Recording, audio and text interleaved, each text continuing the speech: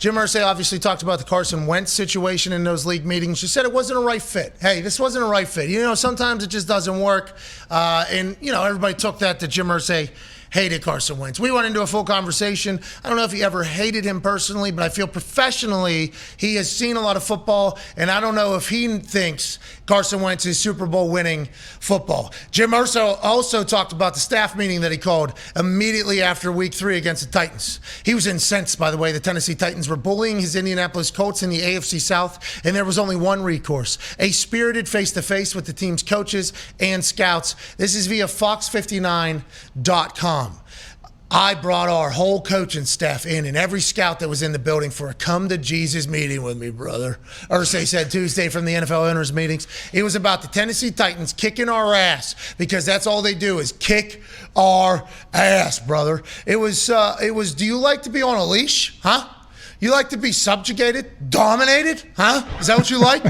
Do you like getting your ass kicked? Irsay gathered his support staff last season in the wake of the Titans' 25-16 win over the Colts in Nashville in Week 3. It was the Colts' third straight loss to open the season. They were obviously 0-3, then 0-5, I think, at one point or something like that. And Jim Irsay was not happy. This is what I'm talking about, though, whenever we chat about Jim Irsay, like being around and like being hands-on.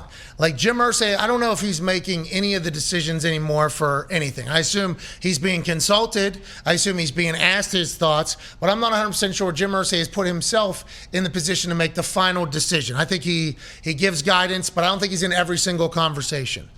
But I do believe he is in enough to know and watches enough practice, games. He kind of gets the pulse of the building.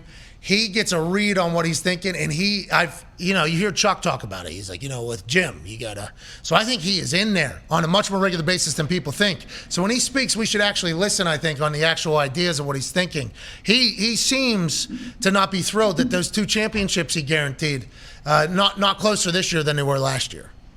Well, don't you think if you were on that coaching staff for the Indianapolis Colts, you'd be pretty worried right now? Okay, we need to produce some results right now because the owner is not happy. And I think you're right. Like, I don't know how many decisions he has to make when it comes down to it, but they all know, hey, there's one person that we have to run everything by. There's one person that's going to hold us accountable. We know any place, anywhere you are, you need someone that's going to hold you accountable.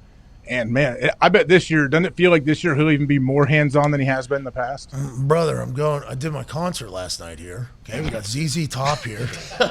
Okay, we got the entire Beatles drum set. We got $15 million worth of artifacts from all around music and sports in the world. We jammed 2 or 3 hours playing songs. First thing I'm asked afterwards is, do you hate the city of Nashville because your team always loses here all of a sudden? They're not asking me about the script that I have, the longest Buddhist script of all time right here. They're not asking me about ZZ Top playing in the band. They're not asking me about the new album. They're not asking me about Muhammad Ali's boxing gloves that have never before been seen. They're asking me about this fucking team losing. Imagine that. Like, I wish I was in there. So bad. I do too. I wish I saw the coaches. The coaches, when they knew that meeting was about to happen, I assumed they were like players when we would come in Monday after you just got blasted and you're about to go into your first team meeting with the head coach and he's going to kill everybody. Like, I assume that's what those coaches kind of where their headspace was heading into that. And like, all right, well, good. It's good for the coaches to feel a little bit what the players feel every week. For younger I love this, dude. Go ahead, Tone. I would say I love this. I don't, like, as far as an owner's concerned, I don't know if I would want a Jerry type owner, like him making all the decisions and player personnel decisions and stuff like that. And I also don't want an owner who's not there every week or not there every day.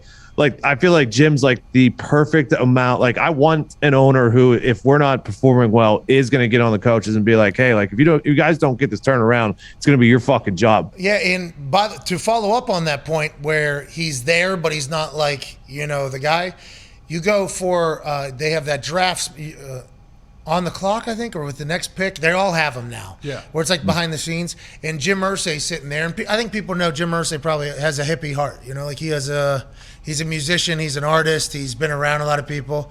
And he was sitting there. And I think the way the story goes, if I remember, he looked at Chris Ballard and he goes like, brother, don't you really like Jonathan Taylor? And he was like, yeah, I do. You know, Chris Bauer's like, I really like him. He's like, don't you think you should go get him right now if you like? Like Jim Irsay was like, this is 2 picks. We can go get him. You really like him, right? Like that's the type of thing. I think that's how Jim Irsay like does his stuff. Like, hey, I've been literally a GM when he was 31 years old. He was a GM, or 32 years old. He was a GM. He grew up in the Colts locker room. Like he has been there for a long time. I'm not saying he was studying film and he's a football IQ like through the roof. I'm just saying, as somebody who enjoys reading people, it seems like he's a very deep thinking person and who has seen and been around a lot of winning, Unitas and Manning and the turnover of a city and a new brand building and everything. I feel like that's how he feels he should do it. And to your point, Tone, I think he does it well. Honestly, I think he does, but they got to figure out the fucking quarterback, AJ, and he knows that more than anybody. He promised us multiple Super Bowls while we're in this city, and so I bet you he feels that pressure too.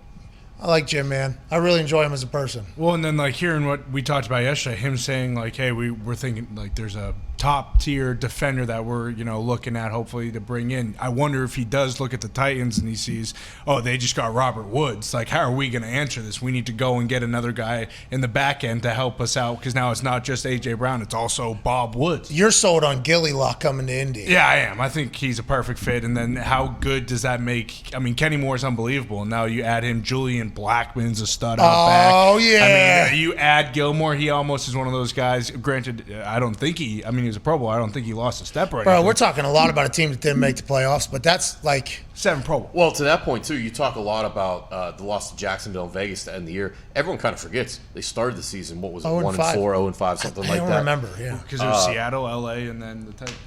1-4 is what they started. Jeez. So the Carson Wentz era was not off to a hot start either. It bookended. You know, a little bit of good stuff there in the middle. You always say, like, he made some great plays there in the middle. There was one time he put the ball on the ground. That was wild.